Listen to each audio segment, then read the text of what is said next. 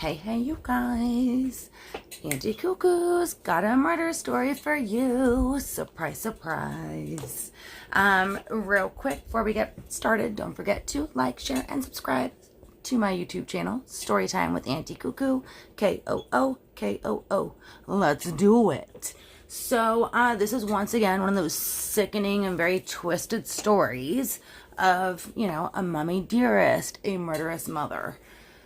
So let's get into it, right? Key player, the monster, shall we call her, is also known as Mummy, aka Angela McNulty.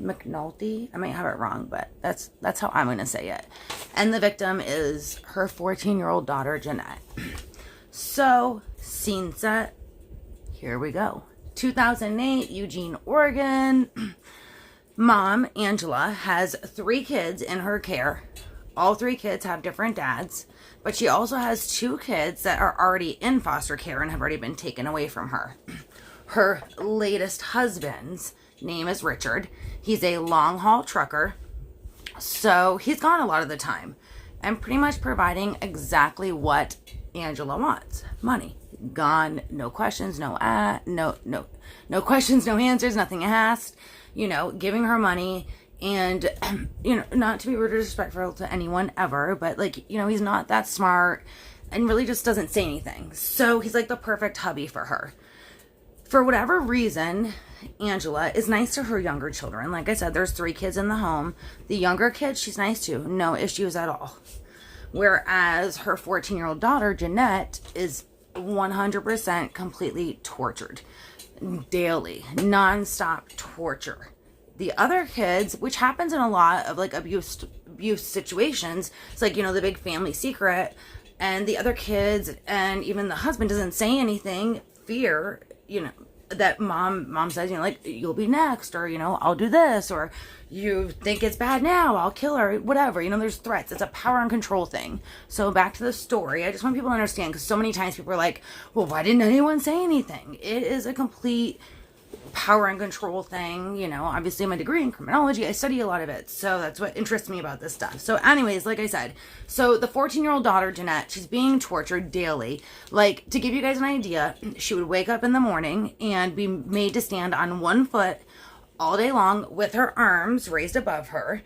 And if she was a good girl and was able to do it all day long, she could go to her room, which was like a dungeon. There was cardboard on the floor where she had to lay on because they didn't want to get blood and bile or whatever she was seeping out of her pores and body at the time on their carpet.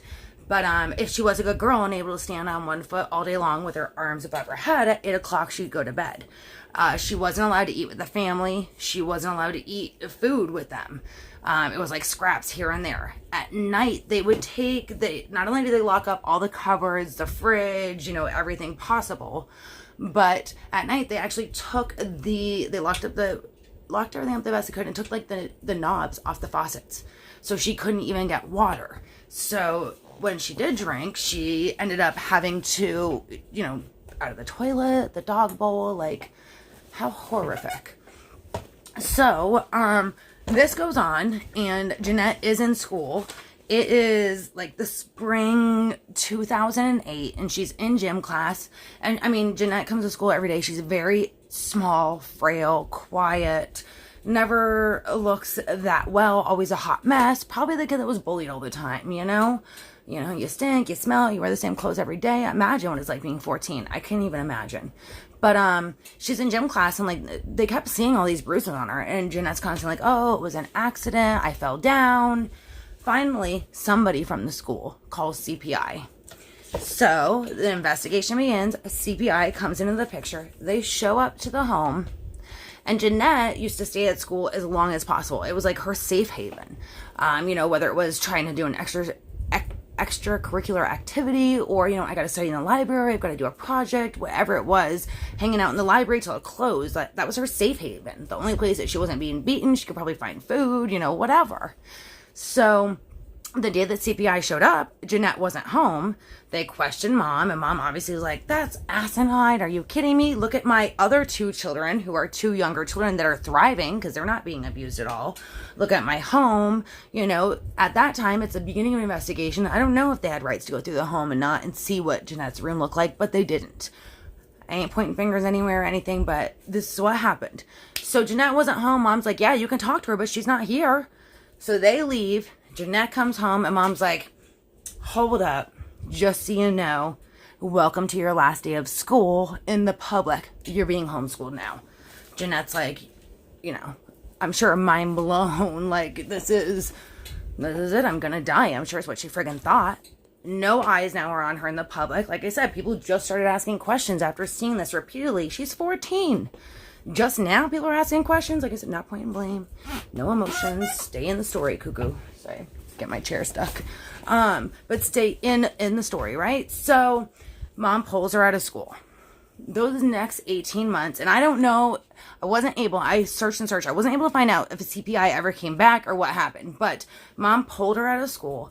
Those next 18 months, the abuse, torture, torment escalated, like, big time, because there's no more eyes on her in the community. Nobody's to ask questions. No one knows what's going on, and no one was saying shiznit to begin with. So mom absolutely tortures this child. It's said that she was whipped so bad and so many times that her hips literally had no flesh left on them. It was down to the bones. Like, that's how bad she was being abused. Starved, tormented, which is, like, heartbreaking. But so this goes on, and like I said, for 18 months, it escalates and escalates. Her bedroom, like I said, I don't know why no one looked at it in the first time CPI was there, but they said rather than looking like a bedroom, it literally looked like a torture chamber. That there was cardboard on the floor for Jeanette to lay on after her abuse was done for the day, so that way she didn't get blood on the floor, like on the carpets and stuff. Rather than having a mattress, she laid on cardboard. There was, like, chains and locks. It wasn't a child's bedroom. It was a torture chamber. So it was December 9th, 2009 is the last day that Jeanette was abused. What exactly happened that day? It's hard to say, I mean, there's a list of things that mom was doing to this child to abuse, starve, torture, traumatize, annihilate her. So what happened that specific day, I don't know. I don't think anyone will ever know. But Jeanette stopped breathing. So mom calls 911. She's like, oh my God, 911, my baby, she's not breathing. There was an accident. Hurry. EMTs show up, and, they're trying to save this child, and they're asking questions like, what's her name? How old is she? And mom's like, she's 15. They're like, she's what? She's how old? And they thought she was like 9 years old. She was so small, so frail. She weighed 50 pounds. On top of that, they're trying to resuscitate this child who has no pulse. So they're, pulling clothes off and trying to get to her. And they're seeing, it's apparent this child has been abused. There's scars. She's 14. Like I said, at one point she had, no flesh on her hips from being whipped repeatedly. So, obviously, they ain't buying it, whatnot. Unfortunately, Jeanette did. She passed away. The cause of death was bleeding of the brain, septic shock, and starvation. So, what happens is, Perry, you gotta wait 1 second. Sorry about my cat. He wants out of the room. So what ends up happening is they confront mom, and mom's like, well, what happened was, you're right, yes, I can't deny this facts about the abuse, but it was my husband, Richard. Richard did it. So they confront Richard, and Richard's like, hold up, and he sings like a bird. He sings. You guys have got to forgive me. I've got to let this cat out or he's going to keep screaming. Go. Hurry up. Go. Sorry. So Richard literally sings like a bird. He's like, what happened was I live with her. I'm a long haul trucker. She makes this child stand on one foot. She whoops her. She beats her. And the popos are like, thank you for the info. And so you just stood there and didn't do anything. And he's like, yeah, I did. So he gets charged, obviously. But most importantly, it refutes everything that Mommy Dearest, Angela, had claimed and said. So he does end up getting charged because, like I said, he's a grown man, an adult, and he sat there and didn't say a word, not one word, and this child's dead. So Richard was charged with murder, sentenced to 25 years in prison. Now, Mom, obviously, with everything that was going on, all the evidence, and Richard singing on her, and looking at this child's body, the cause of death, the whole 9 yards, there was more than enough. I've even heard that, like, the siblings and grandma and stuff ended up testifying against her. Anywho, so Mom ends up in February 2011 pleading guilty to aggravated murder and was sentenced to death, as she should be, right? I mean, like, see ya, deuces, lady. You got 5 kids, and you're a scumbag. You didn't deserve a single one of them. I hope that the other children, you know, are able to have a successful and purposeful life. And God rest, you know, Jeanette's soul. And, like, God, I just can't even. Don't even want to go there. Like I said, I try to keep my emotions out of this. And with my degree and stuff, I keep focused on what we're doing here. But I do want to say this, you know, a lot of people ask, like, you know, why does this happen? What's the reasoning? That's the biggest question. Like, why? Not only that, why did Mom only abuse just Jeanette and not the other children? And I don't know if there ever will be answers to some things, like, you know, Jeffrey Dahmer. Why did he do what he did and fried them up and ate them? You know, there's so many questions. But I will say this. I did find out some history about Mom. Apparently, Angela, a.k.a. mommydearest, a.k.a. Murderous Mommy, a.k.a. absolute monster. When she was super little, her mom was murdered. It was never solved. Never found out, you know, who killed her mom. Also, when she was raised by her dad, he actually used food as a weapon. Would, you know, withhold food from the children. If they ate without his permission, would beat them. Different things like that is what is said. Again, so we can look at it as that's why Mom was abusive, but why was it just towards one child? There's really no answer to that. I don't know. To me, it's just, you know, she's just a special kind of effed up.